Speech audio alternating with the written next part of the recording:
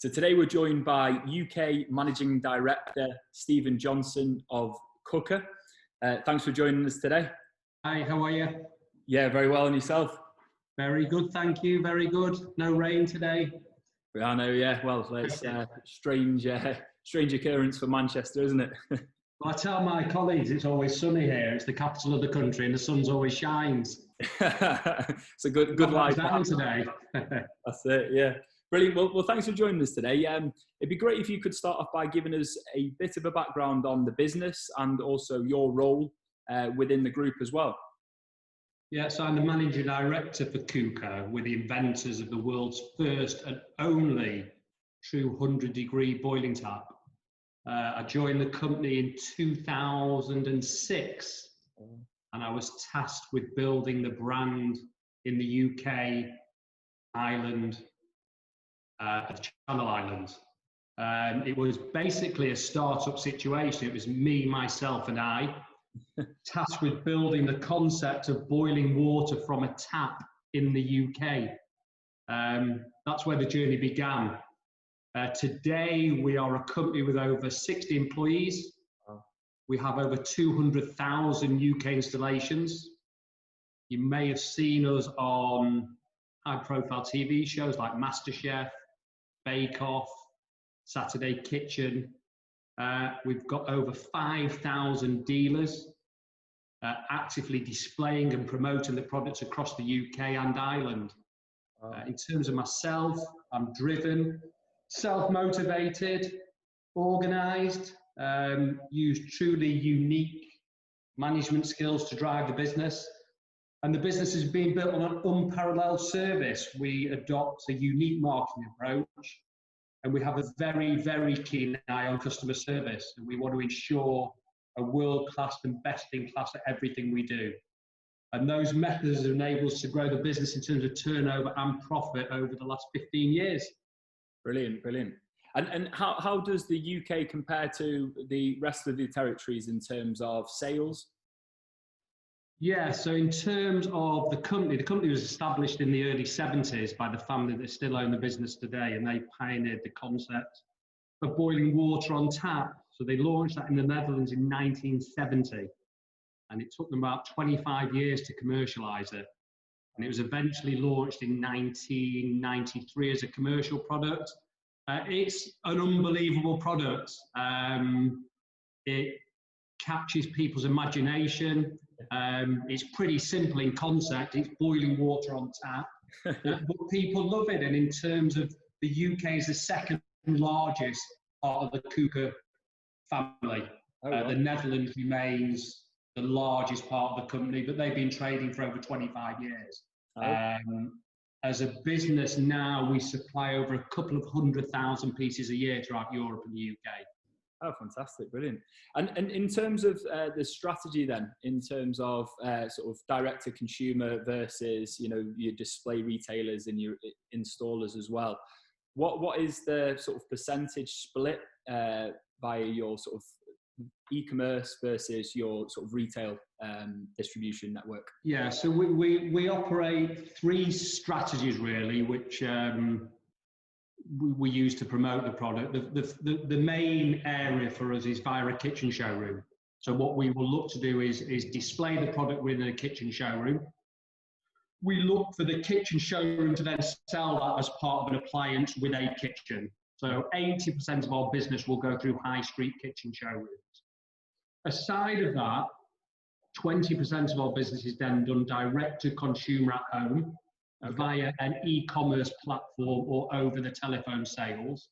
And that's for people that would enjoy the benefits and the eco benefits that boiling water on tap brings. So they want a tap installed at home, but they don't want a new kitchen.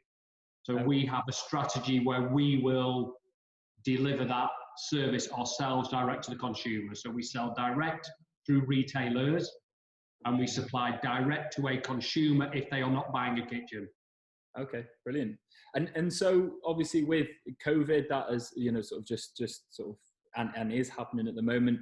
How has the business shifted in terms of its approach? Obviously, I can imagine a number of those kitchen retailers had to stop trading during that period of time. So what effect did that have on the business then? Yeah, COVID was, well, it's completely shaken our industry considerably, with persistent financial pressures, stealth welfare, strains placed on retailers, thousands of showrooms and manufacturing plants shut, staff placed on furlough, redundancies. I think we've undergone some of the toughest trading conditions that we've ever seen. I mean, if I look back, January, February and early March were amazing. And come COVID, it was difficult. We were immediately faced with full closure of all our avenues to business. So we felt the strain. We've seen firsthand how it's affected small independent retailers and how changing consumer habits have dramatically impacted our sales. During these difficult times, I think brands are faced with two choices. I think you can either shrivel up and remain inward focused, or to work together, sharing expertise and resources to help the industry rebuild, recover and thrive. I've grown up in this industry and I'm absolutely passionate about it and the wider responsibilities. So along came COVID and we had to immediately relook at how we were going to continue business. And what was that approach then? Was that sort of moving towards more of an online focus then, or? Well, I think we were very fortunate because we had a strategy where we dealt with consumers at home anyway, but it's 80-20, 20% of our business is dealing with consumers at home. So although we felt that was a strategy we could follow, it wasn't going to fill our order book. So we had to come up with some other avenues. Sadly, with the retail showrooms closed and them not selling, there was nothing we could do to recover that business. So during the period of April and May, while those showrooms were closed, we suffered a loss of our business. But we continued with our private sales, and through that period in April and May, the private sales remained the most buoyant part of our business. So people at home, although the COVID brought some complications, lots of them were happy to invest in products that they felt would be beneficial, and we were fortunate in that respect. We also refined all our processes. So one thing that was really, really important for me was that we didn't close our business and go into hibernation. So I'm really proud to say that we didn't have to furlough any of our staff. Oh, brilliant. We took the time and opportunity to reevaluate our business. And as difficult as COVID was, it gave us a really unique opportunity to see where we are, where we wanted to be, and what we needed to do. So we used that 12 to 15 week period to take a good look at that.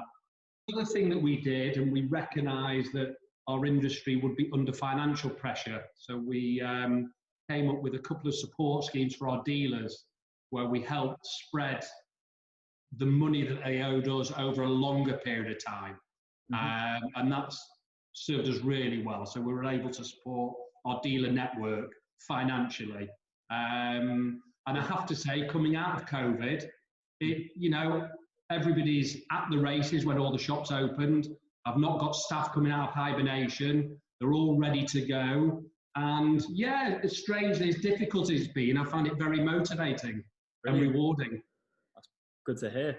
And where do you see the future of the business? Do you still see sort of retailers as the sort of primary focus, or do you see that there's going to be an even bigger shift towards your sort of online?